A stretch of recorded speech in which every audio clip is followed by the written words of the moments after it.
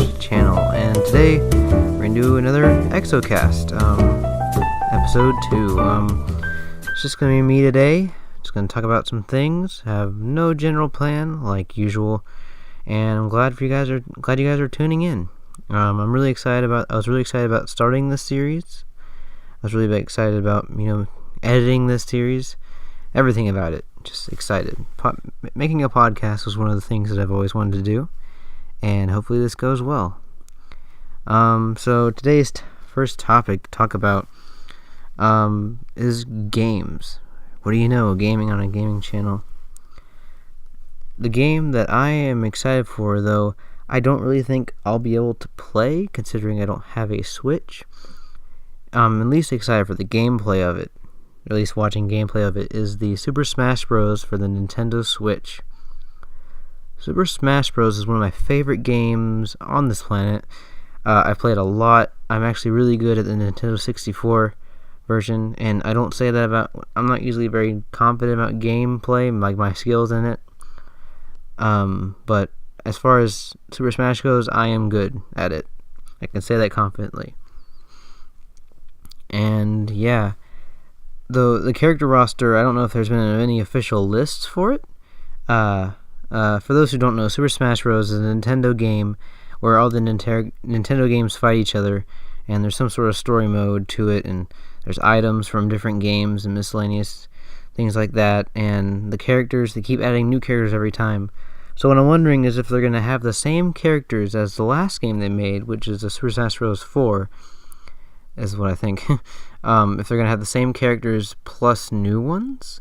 Obviously, the characters are going to be changed. They're going to be a little different, because Link is going to be the Breath of the Wild Link. Sorry about I'm not very good at doing the word English. Anyway, they're going to have the Breath of the Wild version of Link, and Mario is what I'm hearing.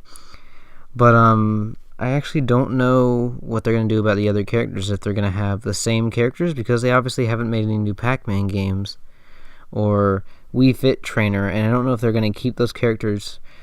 And obviously they're going to make some changes about the moves, each character's moves, special moves, and little tiny details, and that Nintendo gloss that you hear in every channel about how they talk about how Nintendo strives to make their games just look amazing.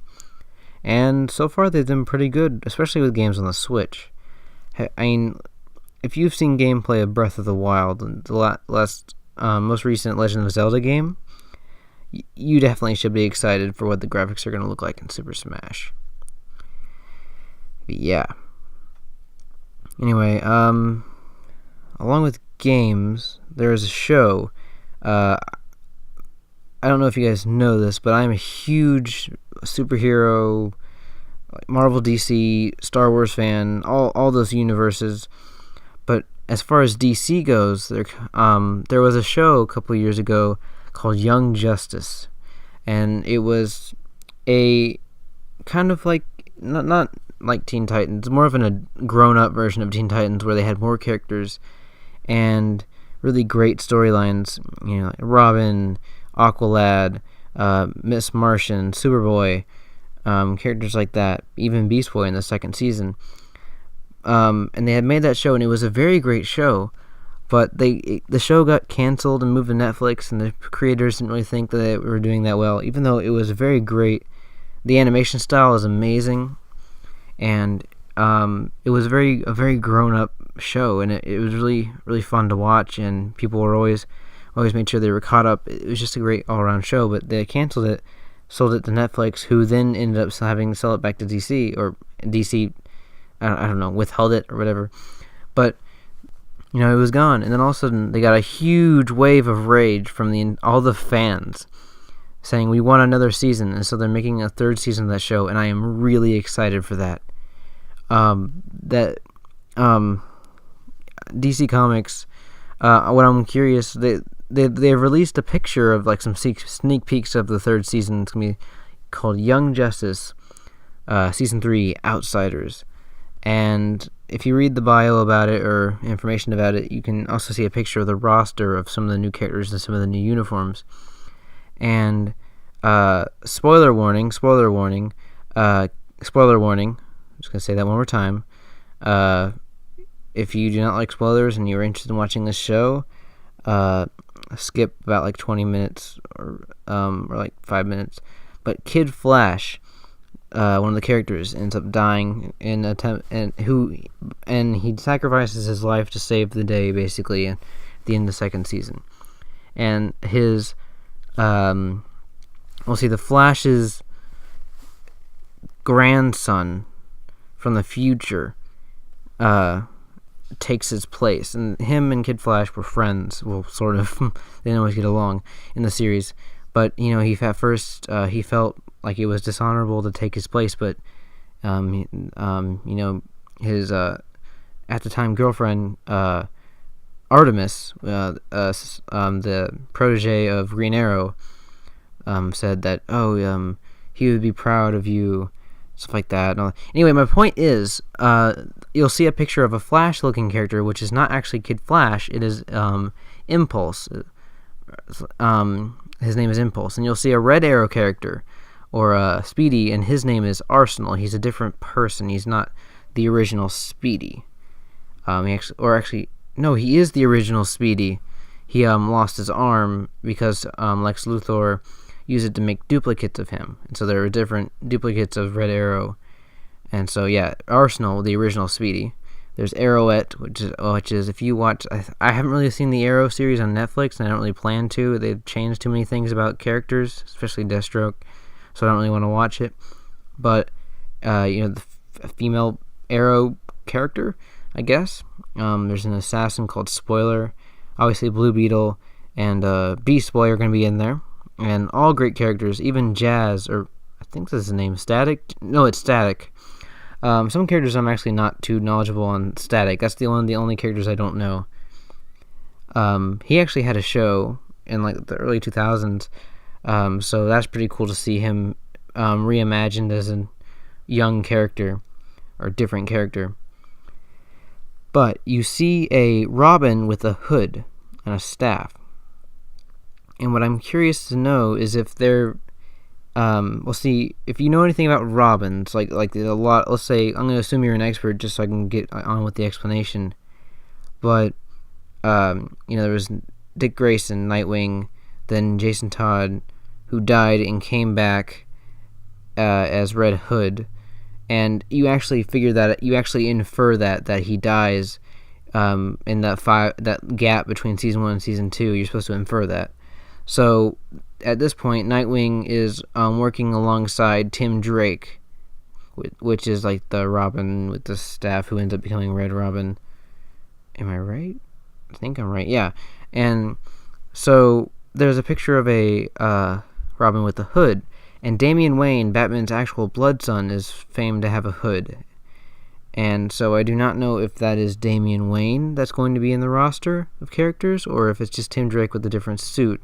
I'm pretty sure it's Damian. It'd be great because I like Damian, his storyline, everything about his character that they developed in like other animated DC movies that came out recently. But I don't know. Only time will tell. And if they'll ever bring Red Hood into it. If they did that, that'd be great. And, it'd be great if they brought back Deathstroke. He is one of my favorite DC characters. And, I like the way they portrayed him, that he really didn't have sides. He wasn't a bad guy. Well, he is, obviously, but he's working for the bad guys. He has morals, but he is a mercenary, after all, and he does what he gets paid for. Like, in Teen Titans, one of my favorite shows, I did like Deathstroke, but, he was portrayed, most people thought he was more of a villain, when really he was being paid to run the Hive. So, he was not entirely... He was a villain in that series, I feel, but if you read the comics, you see he's more of a mercenary and less of a villain. He doesn't pick too much sides. He actually worked alongside Dick Grayson in one of the comics. But man, I am excited for that series. One of the greatest shows. But yeah, if you haven't seen it, I don't really know where you can see it because they took it off Netflix. They are planning to put that third season on a DC website. Oh gosh, my monitor, what's going on? Okay, sorry about that. They plan on putting it on a DC website only, and I don't know if we're probably going to have to pay for a subscription, which would really stink, because I just got Netflix, and they took it off right when I got Netflix, and I really hope, if it's on there, I'll go on, maybe they'll have a free trial, or maybe not, I don't know. If I can, I'd use the free trial just to watch that series, nothing else. I'm fine with that. They're also coming out with a live-action Teen Titans series, but I don't know much about that. But, yeah. As far as that goes, I am really excited for that. And I cannot wait. And it's been so long. Apparently they're going to be coming out with that series later this year is what I've been told. Yeah. And I'm really excited for that show. I've said that 1,000 times. But, yeah. Hope you guys are enjoying this so far. Speaking of TV shows, I recently watched an anime that all of you guys know by now, Death Note.